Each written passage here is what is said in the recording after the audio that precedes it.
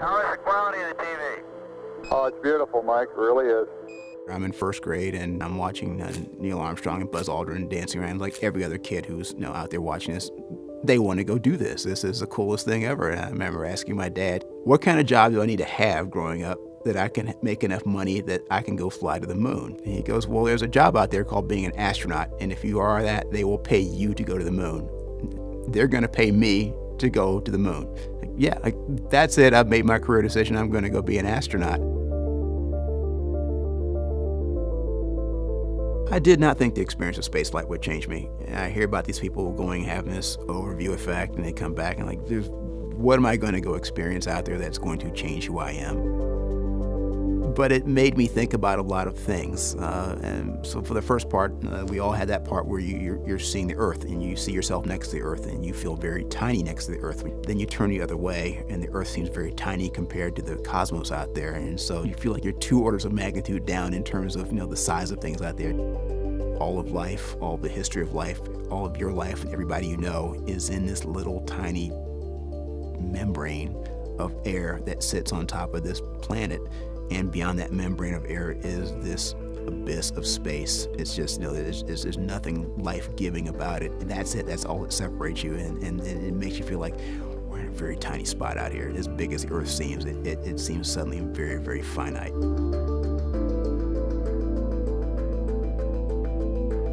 One of the things that got me one day, we had some time off, and I wanted to go get some pictures of items that I'd flown up for other people out there. And so I get out there and I crank open all the different panels on the cupola window, and just by dumb luck, we were flying down the spine of New Zealand. So you've got this emerald green island with all the mountains, and you've got the ocean out there as the backdrop for all these photos. And it almost made me forget to take the pictures because I was too busy gawking at New Zealand out of the cupola as we went over it.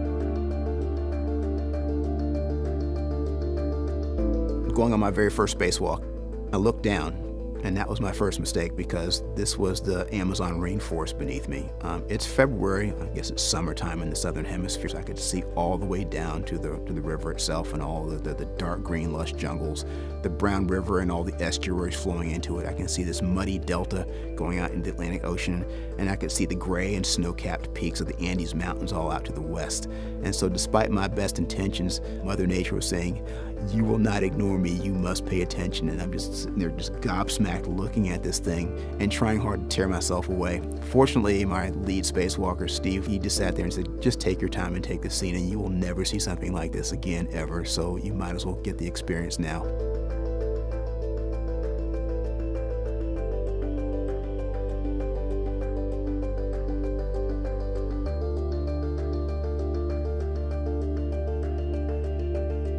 My advice for humanity is, this is a great place to start, but don't stick around here very long. We have opportunities out there. I forget who it was who said, if humankind was meant to explore the universe, God would have given us a moon.